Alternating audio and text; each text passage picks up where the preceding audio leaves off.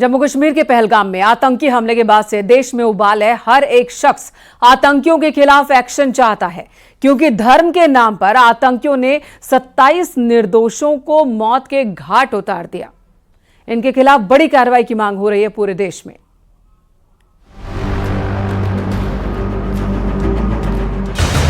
कश्मीर गया था लाल, घर अब गूंज रही चित्कार।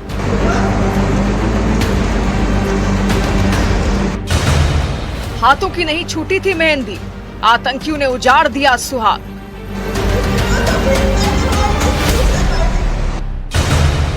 हंसता खेलता कश्मीर गया था बेटा, कफन में लिपटा लाल लौटा।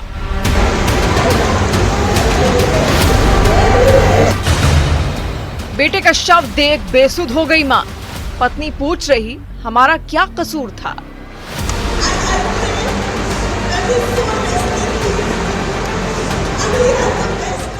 बाईस अप्रैल को कश्मीर घूम रहे लोगों को अंदाजा ही नहीं था कि अगला पल उनकी और उनके अपनों की जिंदगी पलट कर रख देगा।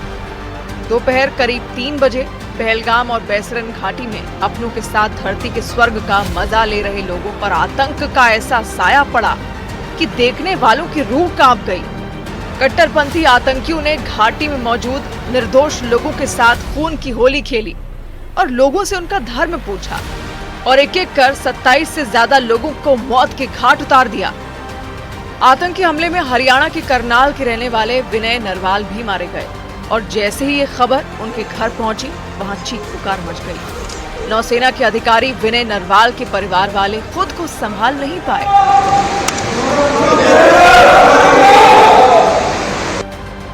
उनके कई रिश्तेदार और पड़ोसी दुख की इस घड़ी में उनके साथ खड़े दिखे। इस बीच हरियाणा के मुख्यमंत्री नायब सिंह सैनी ने पीड़ित परिवार से फोन पर बातचीत की और इस घटना पर दुख जताया। लेफ्टिनेंट विनय नरवाल के दादा ने आतंकियों पर सख्त कार्रवाई की मांग की है। लोगों से ये रिक्वेस्ट है, उनको सख्त से सख्त सजा दी जाए। मैं मोदी जी से भी यही रिक्वेस्ट करता हूँ कि इस उग्रवाद को खत्म करवाओ किसी तरीके, नहीं तो आज मेरा पोता गया, कल को किसी और को जाएंगे। तो आप लोगों की यही दुआ है।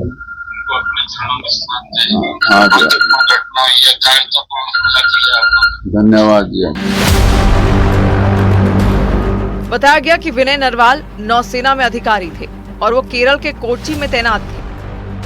विनय नरवाल की शादी 6 दिन पहले ही 16 अप्रैल को हुई थी। 2 दिन पहले उन्होंने रिसेप्शन पार्टी दी थी और 21 अप्रैल को हनीमून मनाने कश्मीर पहुंचे थे।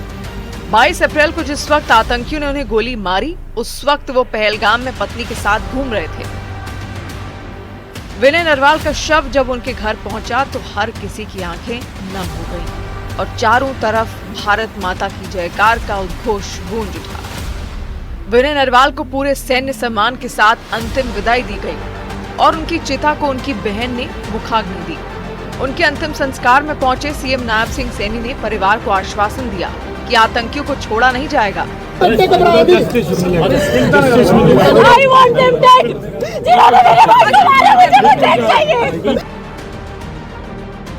पश्चिम बंगाल से भी 3 परिवार अन्य लोगों के साथ पहलगाम गए थे, जिनकी हत्या कर दी गई।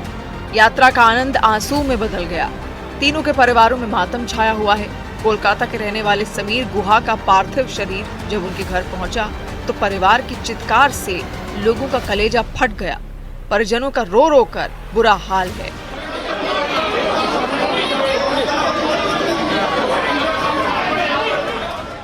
वहीं पहलगाम आतंकी हमले के शिकार हुए मुंबई से सटे डोंबिवली के रहने वाले 3 लोगों के शव देखकर हर किसी की आंखें नम हो गईं। शवों को एक बड़े मैदान में अंतिम दर्शन के लिए रखा गया तो लोगों का जनसमूह उमड़ पड़ा। इस दौरान सीएम देवेंद्र फडणवीस ने उन्हें श्रद्धांजलि दी और पूरे मैदान में जयकारों का उद्घोष गूंज उठा।